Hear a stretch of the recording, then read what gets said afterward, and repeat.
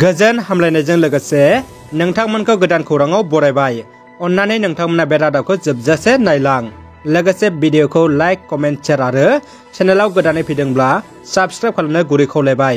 दानिया फैदो लोगोफोर रादाबखौ मिथिलांनि। गिबि खौराङाव दङ रेशन कार्ड गोनां सोरखारि हाबा मावग्रा आरो पेन्सनारफ्रा फैगौ 15 मार्च 2022 नि गेजेरावनो गासै रेशन कार्डखौ गथायना होनांगौ होनना सरकारनिफ्राय गोख्रों बिथोन फैदों आरो जुदि गथाया अब्ला आसाम सरकारा बिनि सायाव बिथांमोननि हेंथायै आयेननि राहा लागोन होनना सरकारा बुंथिदों। नेम बायदिब्ला सरकारि हाबा मावग्रा आरो पेन्सनारफ्रा रेशन कार्डखौ लानो मोना। अब्लाबो आसामाव गोबां सरकारि हाबा मावग्रा, पेन्सनार आरो रोजा रोजा रेशन मोननाङि सुबुंफोरा रेशन कार्ड लानानै सरकारनिफ्राय मुलाम्फा मोनगासिनो दङ, जायफोरा रेशननि जेबो मोन्थाय गैया। आसामाव गासै 58.9 लाख नखरफोर, लोगोआव 2.5 कौटि मुलाम्फायारिफोरा रेशन कार्डखौ लानानै दङ। दि फुड एन्ड सिभिल साप्लाइज डिपार्टमेन्टआ थांनाय 3 बोसोराव गासै 2.7 लाख रेशन कार्डफोरखौ बोखारना होनाय जाबाय होनना मिथिनो मोन्दों। जोबोद गोजोनथाव खौरां। बर'नि फुटबलनि जोहोलाव हलिचरन नार्जारीमोननि टीम हायद्राबाद एफसीआ 2021-22 नि 12 सेसनाव मैया बुधबारखालि केराला ब्लास्टार एफसीखौ 2 गलाव फेजेननानै सेमिफाइनालाव हाबनो हायो। मख'नो गोनांदि बिथांमोना 22 गल आरो 35 पइन्टजों सेमिफाइनालाव हाबनो हादों।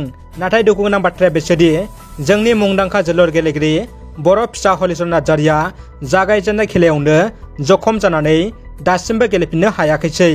बिथांनि जखम जानाया बिथांजों लोगोसे जोंनि बर' हारिनि थाखायबो दुखुनांथाव आरो गोबां खहा जाबाय होननानै जों साननो हायो। मानोना बिथांनि गेजेरजों देग्लायनि बोसोराव एसेब्लाबो हारिनि मोजां मुं लाबोनो हागौमोन, बेखौ जों मिजिंथिनो हायो। रङियानि एसएसपि बादायाव भारतनि रौनिया हान्जानि गोजौ थाखोनि नुजाथिनाय। दिनै रङिया एसएसपि केम्पआव भारतनि रौनिया हान्जा एसएसपिनि गोजौ थाखोनि दैदेनगिरि बि राधिकाया फैनानै नायगिदिंफैयो आरो गार्ड अफ अनार फारिलाइनि उनाव ओनसोलनि रायजो राजाफोरजों मोसानाय हारिमु नायनानै बिबुंथि लाखियो। बि राधिकाखौ बरायदों रङियानि एसएसकिउनि गाहाय दैदेनगिरि मुर्शिद जगदीप पाल सिंहआ। बे हाबाफारियावनो गोबां रौनिया हान्जानि दैदेनगिरिफ्राबो बाहागो लायो। दानिया फैदो गुबुन मोनसे खौराङाव। बिजनी जिल्ला इउपिपिएलनि मैया मोनसे गोनांथार जथुम जानानै थांबाय। बिजनी जिल्ला इउपिपिएलनि आफादगिरि बिबानखौ फनिन बर'नो बिबान होनाय लोगो लोगो दिनै सुबाइजार ब्लक कमिटि इउपिपिएलआ बिथांखौ बरनायजों लोगोसे खामानि मावनो गोबांथार थुलुंगा होनायनि थाखाय सुबाइजार ब्लक कमिटि आरो बिनि सिङाव थानाय गासै मेनदान्था प्राइमारिफोरनि आफादगिरि नेहाथार लोगोसे दैदेनगिरि बिथांमोनखौ फनिन बर'आ साबायखर बावदों। बिथांमोननि मदद आरो हेफाजाबजों अरायबो बिटिआर हालामाव थानाय सुबुंफोरनि लोगोसे इउपिपिएलनि जौगानायनि थाखाय हाबा मावलांगोन होनना खोथा होयो फनिन बर'आ। बड'लेण्ड थिखादार गौथुमनि खौरांगिरि मेल।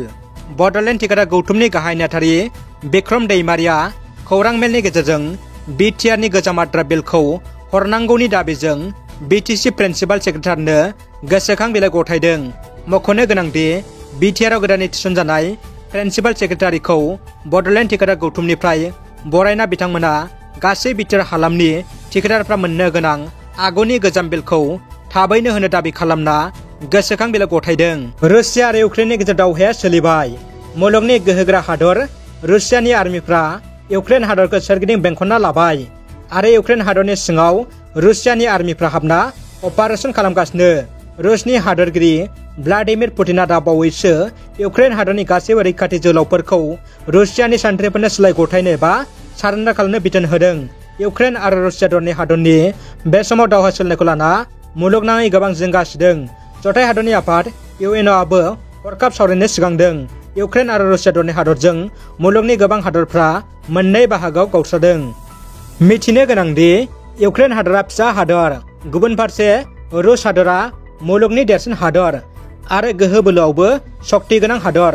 दायो दावहाया गिलु बालु जायोब्ला इउक्रेन हादरा सोरलां बोरलां जानो हागौ।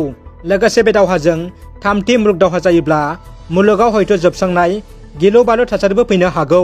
मानोना गोबां बोसोर सिगां जालांनाय नैथि बुहुम दावहायानो बेसेबा गिलु बालुमोन आरो दिनैनि बे थामथि बुहुम दावहाया जायोब्ला बेनि खहाखौ बुंना फोजोबनो हाया।